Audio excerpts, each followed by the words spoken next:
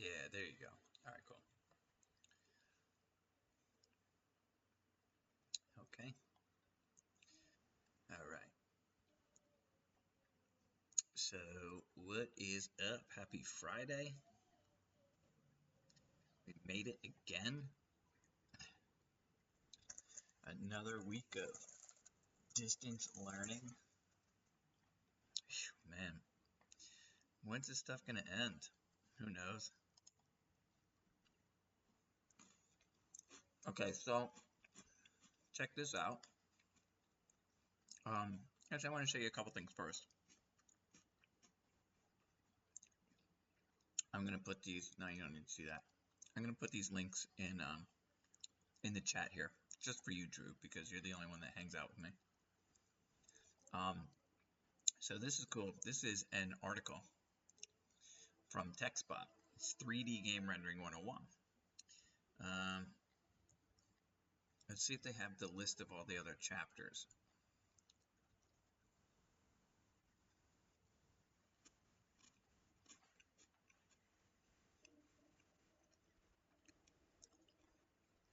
Is it like down at the bottom? There's some really, really, really good stuff here. Ah, here you go. So they've done 4 parts so far. And the one that popped up in my news feed was this one, Lighting and Shadows. I guess Google is listening to me when I say, like, I have to understand lights and shadows and stuff, lighting and environment. And so this popped up in my news feed, this one, and then it said, like, hey, by the way, before you read this article, you should read the rest of these articles. So I was like, all right, cool. So I read this one, and it's really interesting. It gives... Oh, yeah. Yeah, Unreal Engine's cool, too. I would love to get into Unreal Engine. I would love to get into Blender. Yeah, exactly, as a hobby. I just make games as a hobby. That's a pretty awesome hobby, don't you think? So if you're interested, I'm going to copy and paste this into the chat. Now, this is like 3D game rendering, so they call it, but it doesn't have to be for making video games, right?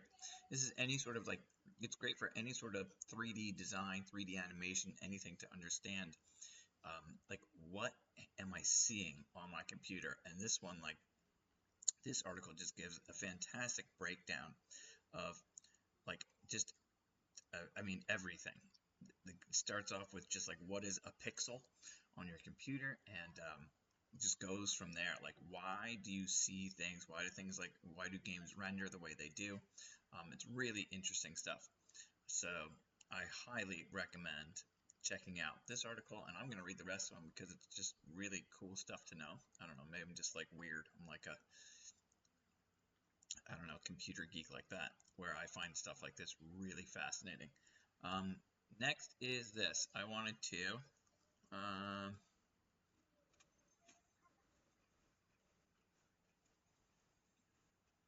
here.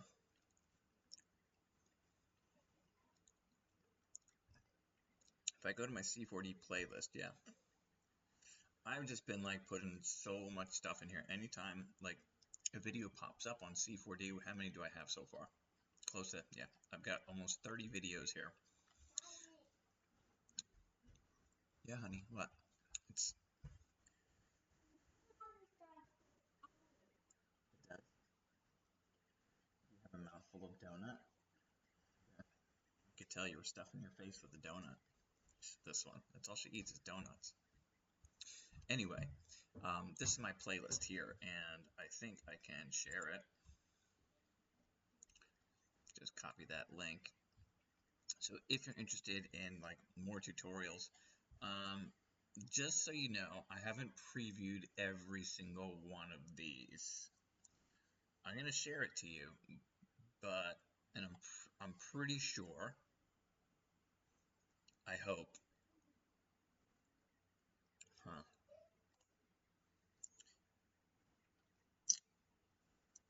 I'm pretty sure the language is clean. I haven't watched every single video. I hope the language is clean in there. It's all really good stuff though. So that's my playlist if you want access to that playlist just to check out the videos. Now let me highly recommend to you one guy that I've been just obsessed with, and I'll tell you why he's so awesome.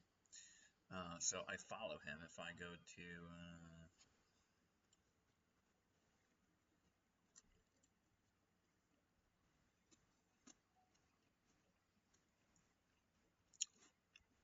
here, Even though you may be apart, you can this guy, Fatto Tutorials. He's amazing. Okay, so he shows you how to do all of these things. Amazing graphics, so sweet. Now he has a thick, I'm gonna say, but it doesn't matter. I can understand him, and he's like short and to the point. He's amazing. So also inside his comments, he gives links to everything, which is my favorite part because if I go to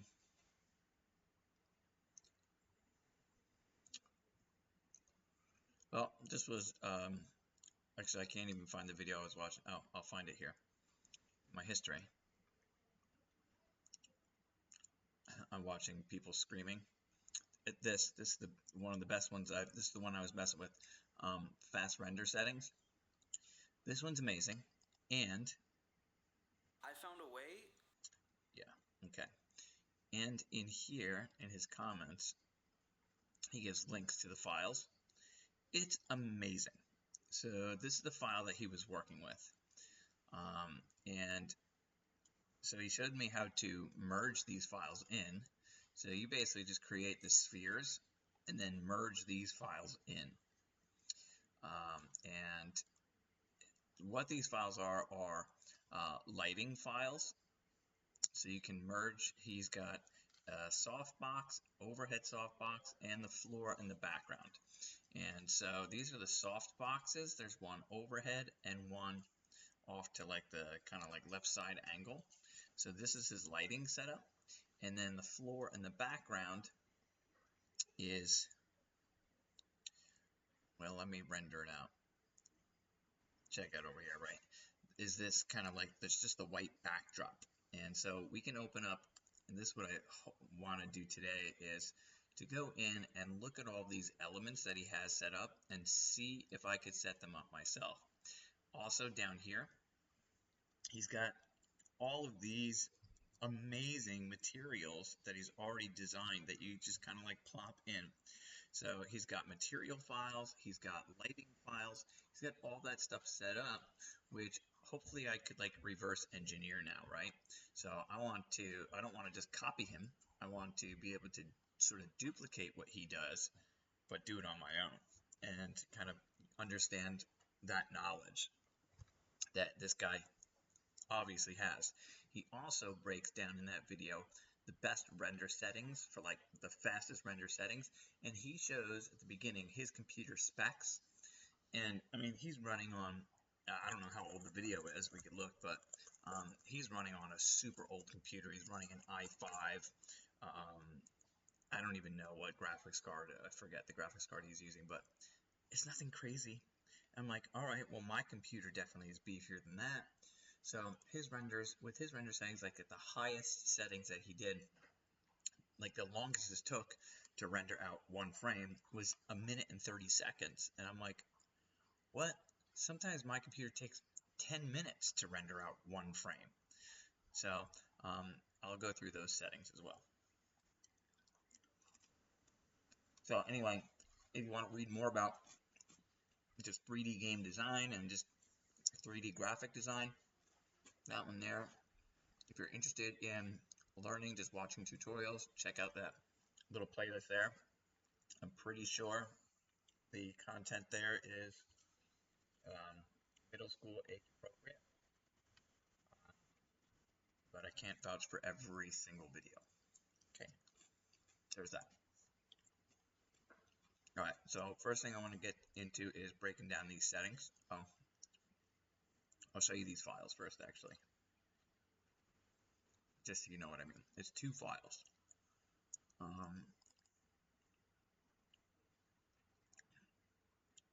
It is this one, Cinema 4D Studio Lights, and this one is, I don't know what type of file it is, but it is these are, he calls them the Mercy Mat or Mercy Materials, whatever that means. But you can merge them both in, and let me show you how to do that. So merging any of these files up here, you just go to File, and you, I think it's this one, Merge a Project, Control-Shift-O. So you can merge other projects that you've already completed into this.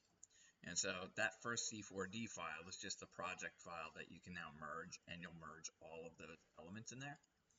And then down here, if you click on, nope, not that one, create, and you can load materials and load in that Mercy Mat file, and all of these other materials come in. Now, I want to check out these materials because it looks like he's got, I think they're called HDRI images, which I don't know what that stands for. What's HDRI stand for?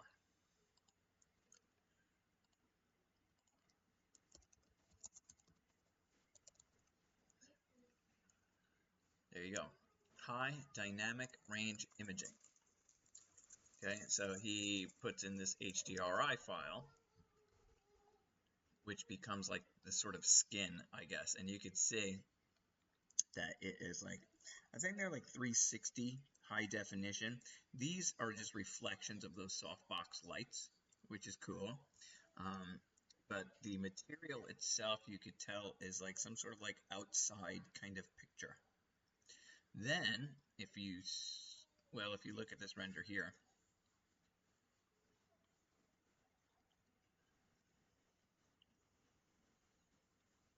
let's see, if you zoom in really close, oh yeah, you'll see it really close.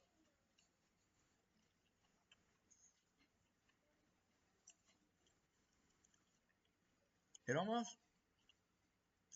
like, somehow blends it. So I want to see that HDRI file, what's that look like inside these materials? Is it like some sort of transparency or density or something, like how much it shows? Because it's obviously not showing in the final render that much. It shows a little bit, but not as crazy as it does here. Also, you see that this final image picks up the reflections of each of these spheres. I don't know, it's pretty cool. So I want to get into like just kind of like reverse engineer, like I said, like take a look and see what sort of properties these materials are taking on, then see what sort of properties these objects are taking on, these softbox lights and stuff, and how does he design his background, how does he design his environment. And this is like a very simple, just like studio shot. I don't know if that's what you would call it, but I would imagine like if you were just like a photographer shooting different objects, you would just have like your backdrop and a couple softbox lights, and you would put your objects inside it. And so that's kind of like what this setup is. It's obviously not like a landscape environment, but it's still pretty cool. And I think it's pretty simple and very effective. So let's go into settings.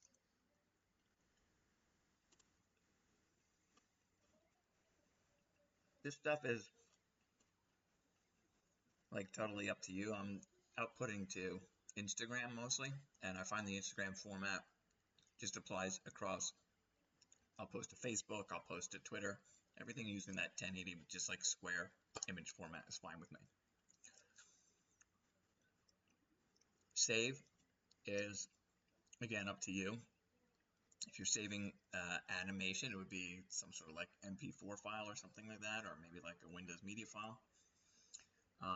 If you're doing a still image, I would think JPEG is probably the best for you. I wonder if you could design something without any sort of background elements and do it as like a PNG. Or this is cool, you could save it as a Photoshop file and then bring it into Photoshop and then do even more kind of like Photoshopping, color changes and things like that. Probably could be really cool. Next, multipass is, and it goes into multipass in that article that I was just showing you before. I don't have multipass on, but multipass is exactly what it sounds like. It goes over your render multiple times, so it'll just result in a cleaner, sharper, better image if you do multipass. It takes, obviously, however many passes you do. It will take, like if you do 2 passes, then it'll take twice as long to render. So that does, come with rendering time issues. But let me show you these 2 that he has set up. So ambient occlusion, he's got set up, and in that video he messes around with this, the maximum samples. And so he goes in, I guess, multiples of 32, right? So 64 is a multiple of 32. So he gives it 3 different examples, one at 32 samples, one at 64 samples, and then at 128 samples.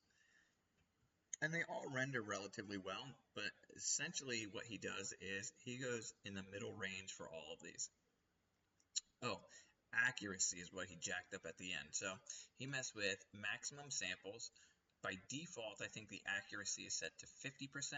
So he puts that up to 100% and 64 max samples. Over in global illumination, he makes sure his samples are set to medium. And with those settings, so at medium samples in global illumination, 100% accuracy, 64 max samples, it renders out pretty quickly. I will render it to the picture viewer now, and you'll see how long it takes. Grayscale Gorilla. I know what that is. It's an asset error. Grayscale Gorilla is like a big 3D graphic, I don't know if you want to call it design company or something. You'll see down here how quickly, I mean, usually it just sits there stuck, and you can see this thing is moving pretty quickly.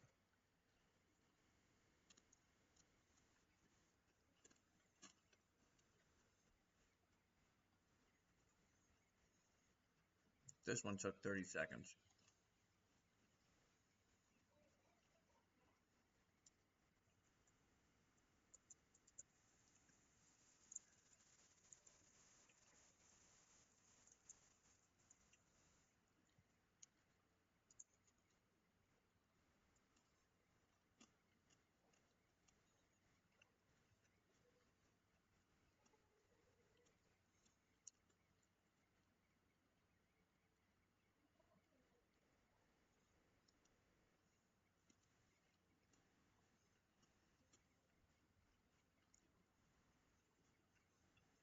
A minute 5. And that's probably because it looks like I'm zoomed. Oh, well, no, that's just 300%. All right, so a minute 5, which is still not bad at all, right? And you can tell, I mean, it's pretty quality render. It's a bit like gritty around here. It's a little fuzzy, but I mean, look at that sphere. You could tell, like, it's gritty, but you're at 300% there. If I go to 100%, you won't be able to tell at all. Not only that,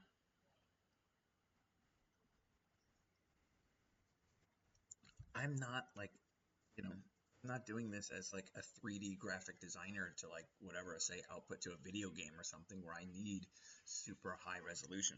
I'm just doing this, as a total hobby, kind of amateur, just have fun and understand 3D graphics. So for me, this is, I mean, more than amazing to me. All right, so let's jump into these materials here. So this material here, can I double click and it brings up, oh, well, it shows you this one. This is the material that I did, this Mercy material blue. I'm going to open it up and see what his parameters, I guess, if you want to call it here. Okay, so he's got color, luminance, reflectance, and environment. So that environment tab is, I think, that HDRI file. Let's go. He's got a Fresnel set up. It's not even an HDRI file. Mix mode is set to multiply, and he's got like a hard, it's just a hard mix here. Solid black to white, and then the black looks somewhat in the middle here. Not position, 45.25%. What's this notch position? 0%, right? Yeah. And then does it say what position this is in? Not position 0. I guess that not position 0 is because that's not 0.1.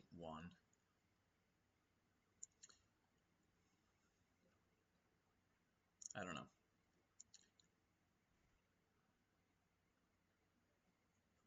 But that's basically the environment. I thought the environment, he would have some sort of HDRI on it. So somewhere he has to have, okay,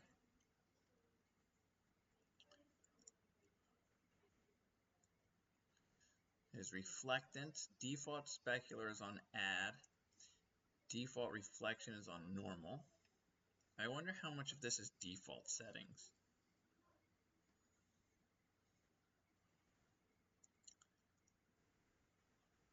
This one, type is set to specular Fong.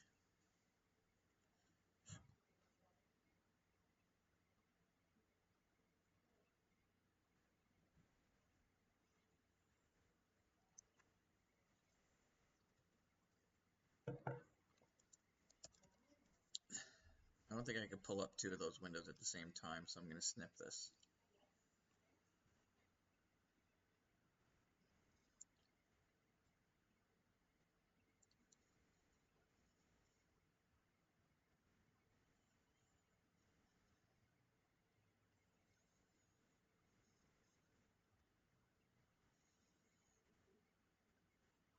I want a default material.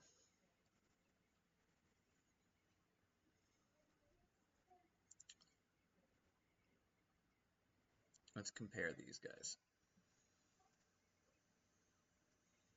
Ah. Well, that's annoying, huh?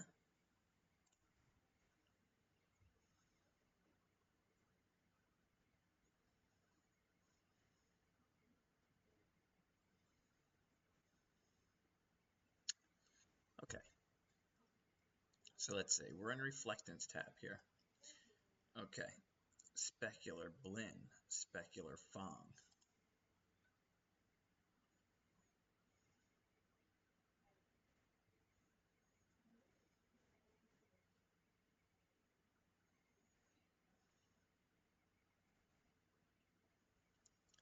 Additive. He changed the fall off. So yeah, he's got a lot of changes on these settings. He also has default reflection set up. So how do I do that? That.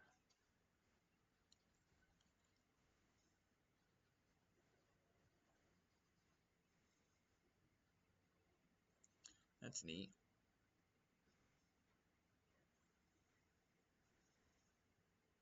I don't know why I just did that.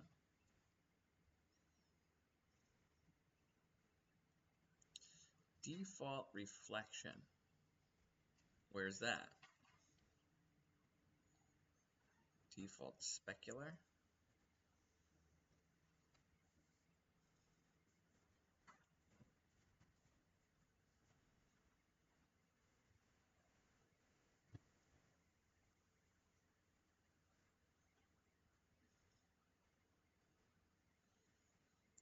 Yeah, so that's interesting how he's got two here. I don't know where you set. Oh, I bet you why.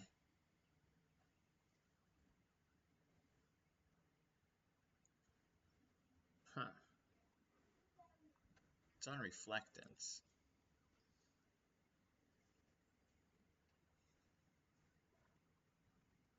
Oh, that's weird. Was that there before, that default reflectance? Okay. So this is over here, just default. We're on default specular, so let's check out that.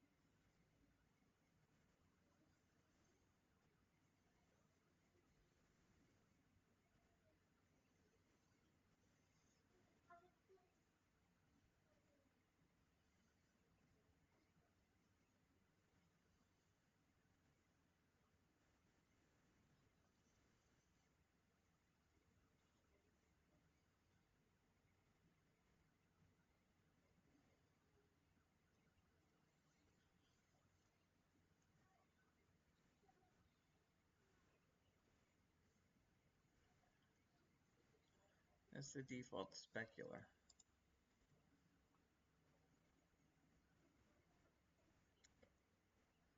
Weird. Oh, that's scrolling through my materials somehow? Huh.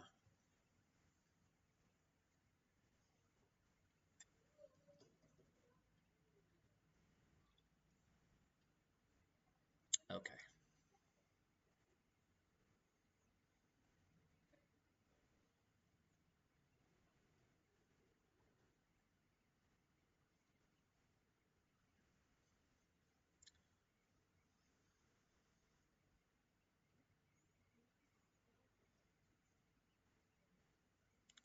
Layers. Why is default reflection here?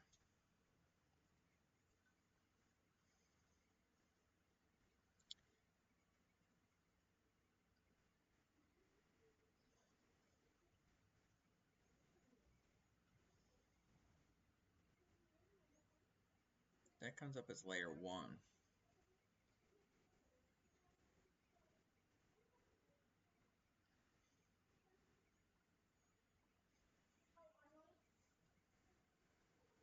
Hmm.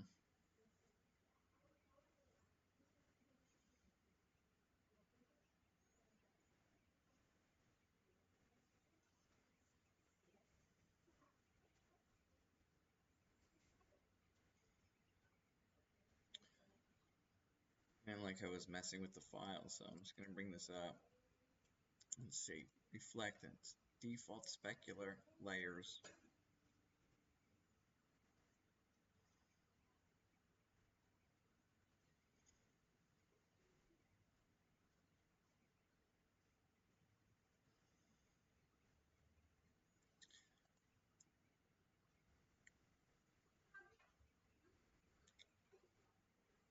Why is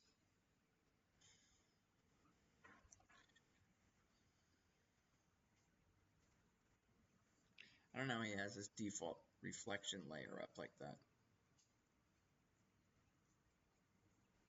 Okay.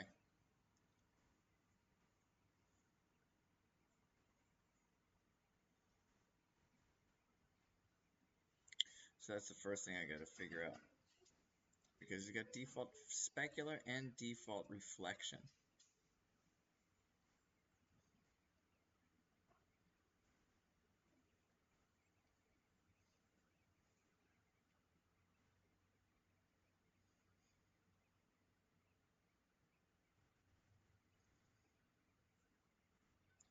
Here's the specular. Additive. Instead of bin legacy, he's got Fong legacy. Additive 50. Fall off is negative 30.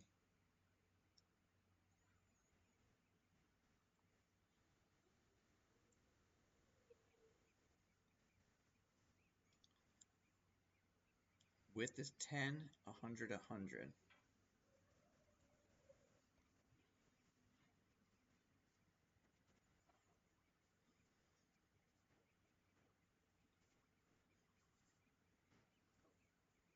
It's all the same down here. Right? Pretty sure.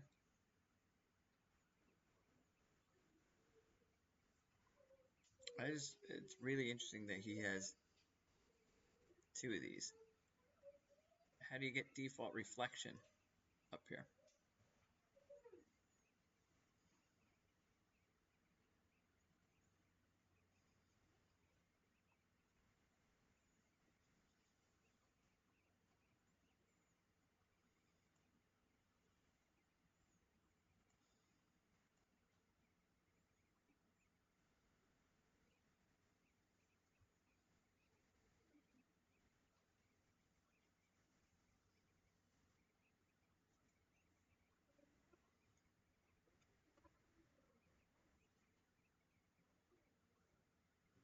That shows up as layer 1 if I do that.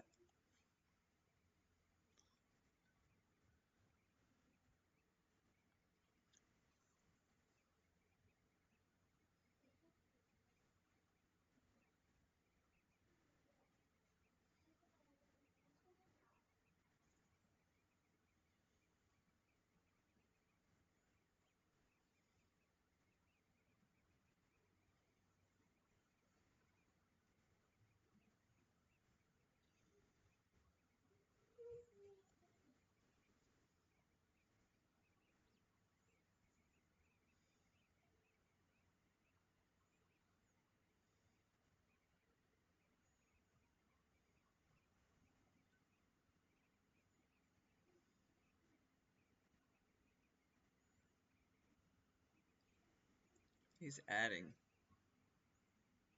layers there.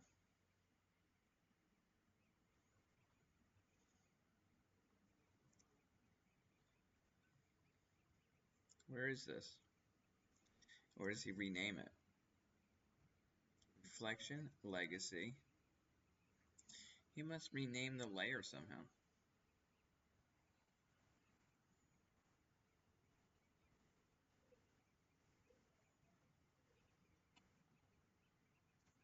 Ah. He must rename the layer.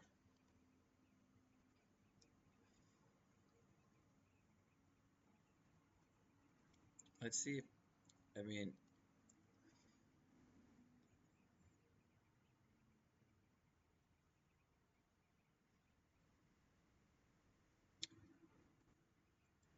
alright, so I'm thinking he renamed the layer. I wish I could pull two of these things up at the same time. You think I can?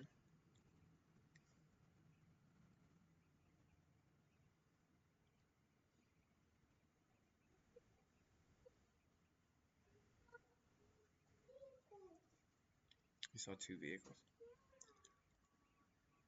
Yeah, it's 11:03.